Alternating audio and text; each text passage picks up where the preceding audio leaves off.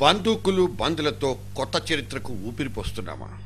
భారతీయ శిక్షా స్మృతిలోని ఏ సెక్షన్ ప్రకారం మనల్ని మనం శిక్షించుకుందాం? మొన్న పేక మేడల్లా కుప్పకూలిన ప్రపంచ ఆర్థిక వ్యవస్థ ఇచ్చిన షాక్ నుంచి ఇప్పుడిప్పుడే కోలుకుంటున్న మన ఎకానమీని వెనుక నుంచి ఒక్క తన్నుడు తన్ని కొండ మీద నుంచి కిందకు తోసేస్తున్నందుకు గర్వపడదామా?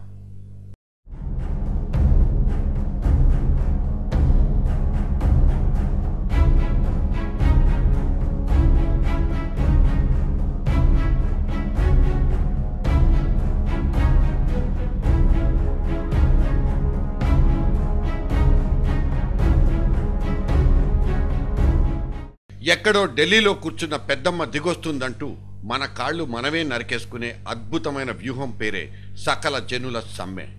మన బస్సుల్ని మనమే ధ్వంసం చేసుకోవాలి, మన కరెంటు తీగల మీద మనమే బట్టలు ఉతికి ఆరేసుకోవాలి, మన పురుళ్ళు రోడ్ల మీదనే పోసుకోవాలి, హోంగార్డులకు మన స్టీరింగులు చేతికిచ్చి మనల్ని మనం యాక్సిడెంట్లు చేయించుకుని మరీ చావాలి, మన గొంతెండిన పంటల్ని మరింత ఎండబెట్టే కరెంటు కష్టాల్ని పుట్టించుకోవాలి.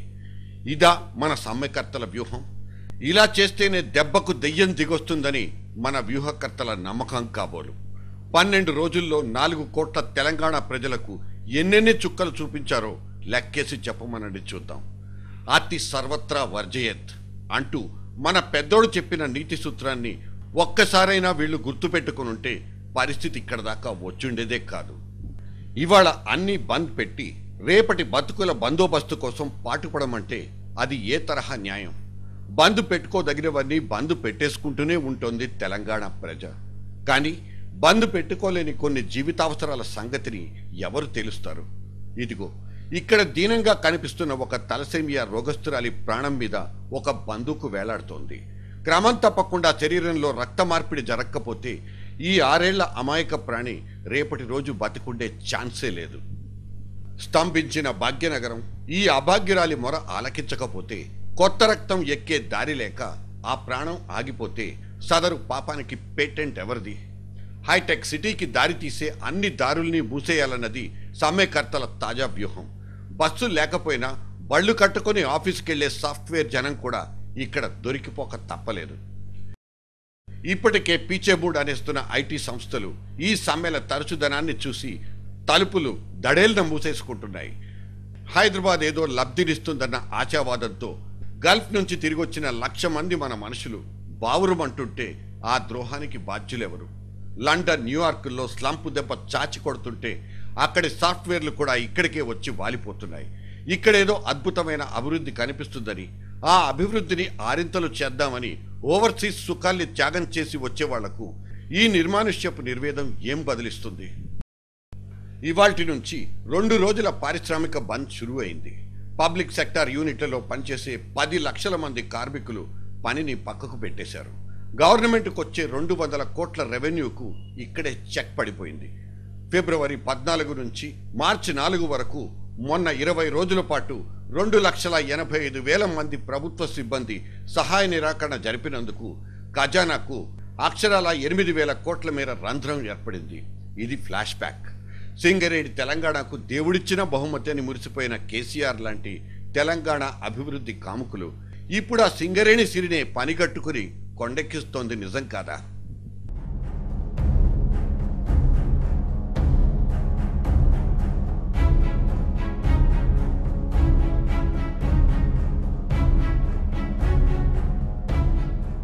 ఒక్క బొగ్గు పెళ్ల బయటికి రాకూడదన్న జేఏసీ ఆదేశాలు అన్నం పెట్టే అమ్మలాంటి సంస్థను ఎటువైపుకు తీసుకెళ్తున్నాయి? దిమ్మ తిరిగే రికార్డ్ ఉత్పత్తులతో కార్మిక సోదరులు సంస్థను లాభాల పంట పండించింది ఎంత నిజమో, ఇప్పుడు తమ చేతుల్ని తామే నరుక్కుంటోంది కూడా అంతే నిజం. ఈ 10 రోజుల్లో 30,000 టన్నుల బొగ్గు బయటికి రాక 400 పరిశ్రమలు మూతబడిపోతే దాన్ని అభివృద్ధి నిరోధకమని అంటారు. తెలంగాణలో 1 ఎకరం ఎండినా దానికి కిరణ్ కుమార్నే బదనాం చేస్తామన్నది ఆ చంద్రుడి మేనలుడు విసిరిన హెచ్చరిక. సమ్మె నష్టం నుంచి రైతును ఉపేక్షించాలన్న ఆయన ఆకాంక్షను ఆహ్వానించి తీరాల్సిందే. కానీ బియ్యం బంద్ చేసి బిర్యానీ వండమంటే ఆ కిరణ్ కుమారుడు మాత్రం ఏం చెయ్యగలడు? సమ్మెట దెబ్బల నుంచి సామాన్యుని తప్పించడం సాధ్యమయ్యే పనే కాదు. తమను తాము ఆర్థికంగా కుంగదీసుకోవడానికి ఏ మధ్యతరగతి జీవుడు ఒప్పుకోడు. రూపాయి రాకను ఏ పేదవాడు చేతులారా కాలదన్నుకోడు. అందుకే స్వచ్ఛందంగా బంద్ పాటించే తెలంగాణ వాదుల సంఖ్య క్రమంగా తగ్గిపోతోంది.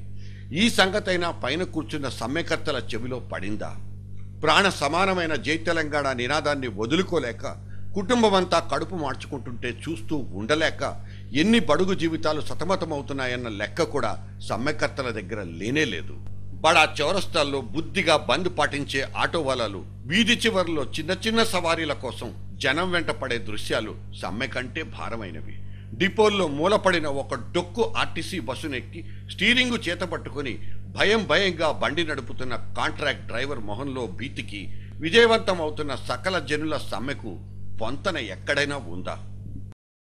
నోటీసులతో బెంబేలెత్తిస్తున్న యాజమాన్యాలకు జై తెలంగాణ నినాదానికి మధ్య నలిగిపోయేవాడు ఒక కాంట్రాక్ట్ కార్మికుడు. పని చెయ్యని ఉద్యోగులకు షోకాజ్ నోటీస్ ఇవ్వడం ఉన్నతాధికారుల విధి నిర్వహణలో ఒక భాగం. ఆ పనిచేసిన ఆర్టీఏ కమిషనర్ ఐకాస భౌతిక దాడికి గురవడం సమ్మె పరాకాష్ఠకు నిలువెత్తు సాక్ష్యం. సమ్మెకున్న పరమార్థానికి పరువు నష్టం కూడా.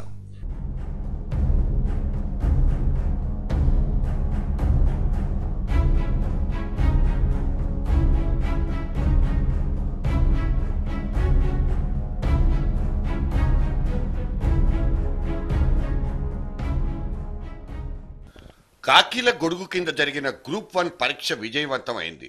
సరే, పరీక్ష రాయలేక ఉద్యోగావకాశాల్ని వదులుకున్న ఆ 40% మంది నిరుద్యోగుల సంగతేమిటి? దీని గురించి ఆలోచించే ఓపిక కిరణ్ కుమార్ రెడ్డికి కానీ కోదండరాముడికి కానీ లేదు. సమ్మె ఎవరిని కదిలించాలో వాళ్లను కదిలించడం లేదన్నది మాత్రం సుస్పష్టం. సకల జనుల సమ్మె దెబ్బకు విశాఖ విలీన గర్జన ఆగిపోలేదు. సకల జనుల సమ్మె సౌండ్ న్యూయార్క్లో ఉన్న మన్మోహన్ సింగ్కు వినిపించనే లేదు. సోనియమ్మ కాదు కదా, కనీసం ఆజాదుల వారిని కూడా సమ్మె కదపలేకపోతోంది. సూత్రధారుడనిపించుకున్న చిదంబరానికి తాజాగా అంటుకున్న బురదను వదిలించుకోవడమే సరిపోయింది. 12 రోజుల సకల జనుల సమ్మె సామాన్యుడికి మాత్రం 1,00,000 కష్టాల్ని తెచ్చిపెట్టింది. నష్టాల లెక్కలు నశాళాన్ని కట్టడం తప్ప సీఎం క్యాంపాఫీస్ దగ్గర చిన్న కంప్లైంట్ అయినా నమోదైనట్లు లేదు. అందుకే అడుగుతున్నాం, ఈ సమ్మె సకలమా లేక కకా వికలమా?